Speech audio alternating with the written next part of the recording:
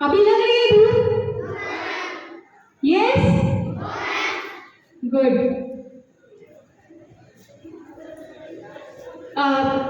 I would like to congratulate the students who have collected the courage to come on the stage and deliver such fabulous speeches in the front of all of us.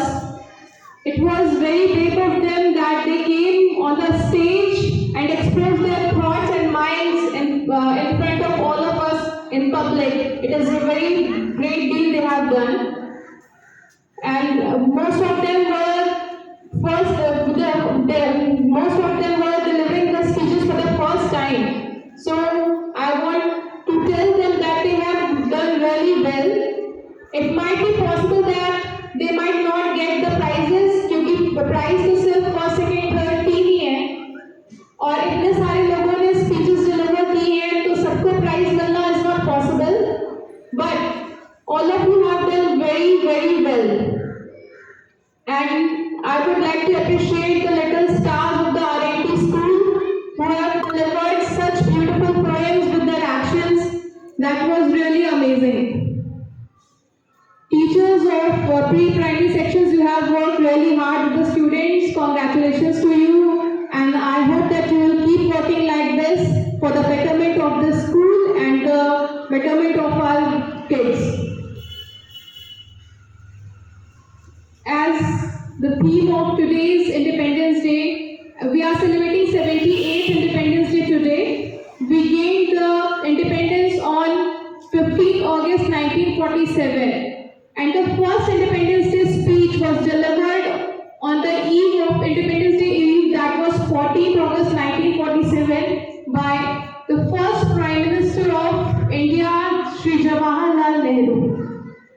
And I would like to recite a few lines from the will of Pandit Jawaharlal Nehru.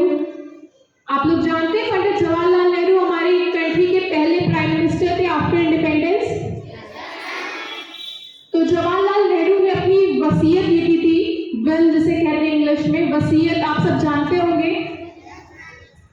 हम अपनी will लिखते हैं ताकि जब हमारी death हो जाए, जब हम मर जाए, उसके बाद हमारे साथ क्या किया जाए, कि हमारी प्रॉपर्टी के साथ क्या किया जाए, ऐसा हम उसमें लिखते हैं.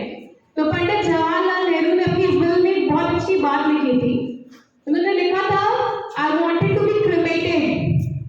क्रिमेटेड मतलब मैं चाहता हूं कि मुझे जला दिया जाए मेरे मरने के बाद. And a handful of the ashes must be thrown in Ganga at Allahabad. वो चाहते थे वो इस दुनिया के किसी भी कोने पे उनकी डेथ हो, लेकिन उनको वहीं पे क्रिमेट कर दिया जाए, लेकिन उनकी जो एशेस होती है वो यहाँ इलाहाबाद में लाई जाए और उसे एक मुट्ठी एशेस गंगा में डाल दी जाए और बाकी की बची हुई major part of his ashes must be taken high in the air with an aeroplane and scattered in the field of our country where the farmers toil. इसका मतलब कि उन्होंने ये तो कहा कि एक मुट्ठी हमारी जो राख होगी मेरे जलने के बाद, उसकी जो हमारी अस्थियां होंगी उसे आप गंगा में प्रवाहित कर दीजिएगा, इलाहाबाद ना करके, क्योंकि उनका बहुत जुड़ाव था. He was very connected to the city. आप सब जानते हैं कि जवाहरलाल नेहरू यहीं पे पले बड़े हैं. उनकी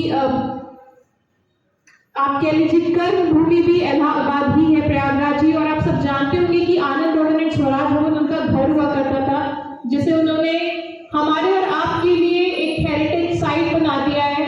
वो उनकी पर्सनल प्रॉपर्टी हुआ करती थी.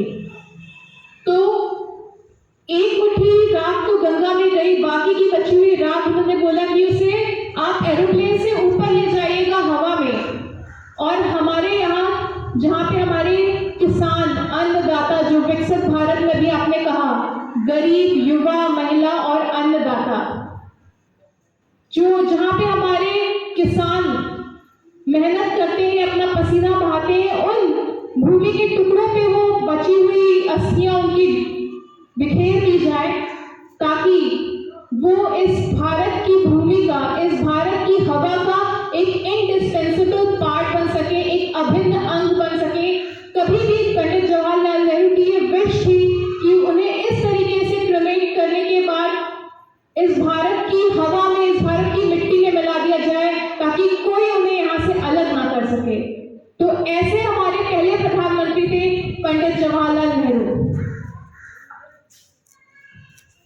और ये जुनून हुआ करता था तब के लोगों में, जो अपनी जान देने के बाद भी इस देश की मिट्टी में मिल जाने की ख्वाहिश करते थे।